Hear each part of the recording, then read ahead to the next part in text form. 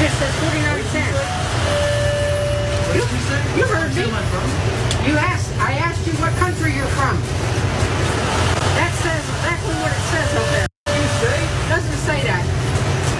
Did you say what country I'm from? Yeah. I said that you can't understand that English written right up there. Miss, I have lived in America just like you did. Now get out my store. Boo. Get out my store. I'll just be. Boo. Oh, Boo. please. Boo. You're the problem. Oh, yeah? Boo. I better guess again, pal. It's $1.20. Boo. You're white trash. White trash. White trash. We're not allowed to work barefooted. Sure we are. Okay. Yeah. Anti-Karens, okay?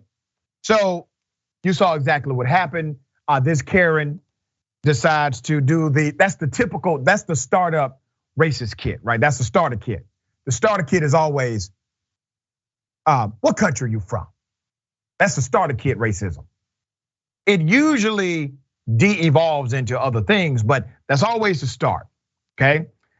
This particular clerk, this store clerk, was very responsive, proud of his reaction by saying, did you say? Right. Listen, if I owned a store and you worked for me, you would be employee of the freaking year, all right? That's how you respond to Karens, way to go. And then the recording. I need everyone to remember, there's more racism that was not caught in the recording.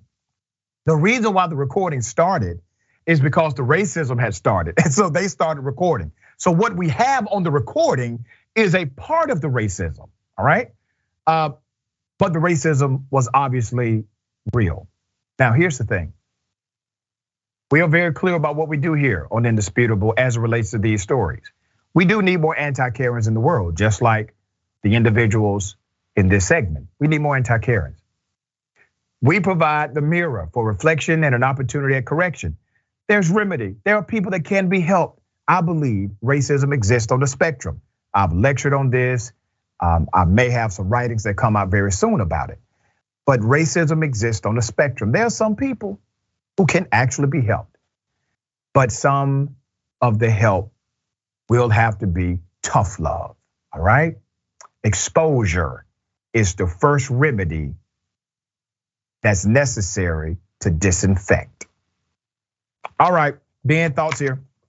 Yeah, no, 100%. And so like first and foremost, we love the booing. I love the booing, like most definitely. Okay, but like the conditions that this creates is actually very, very great. And speaking about tough love and helping people, if people are uncomfortable being racist, if people internally hold racist beliefs, but they know if they're in a public space that people will hate them if they say and do racist things, that will force them to start to think in their minds, what is racist? What are the things that are gonna make people boo me in public? What are the things, and that requires them to get in the minds of other people around them, because you have to start to think, how will other people feel about the way that I say and do things? And that exercise right there, just thinking about like, is this a racist thing to say? Is this a racist thing to do, right? Starts to at least a little bit, turn those gears a little bit, turn those gears and force people to be a little bit proactive. And that type of imaginative labor that is necessary to just live in a society,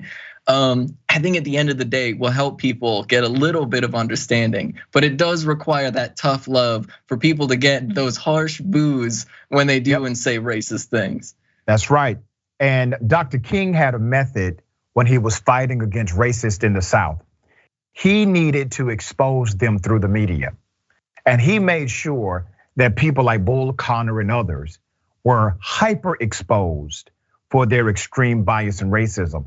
And his strategy worked. It created a societal structure that said, no, this actually is bad. And we need to start working on remedy. Now, did he solve all of the problems? Of course not.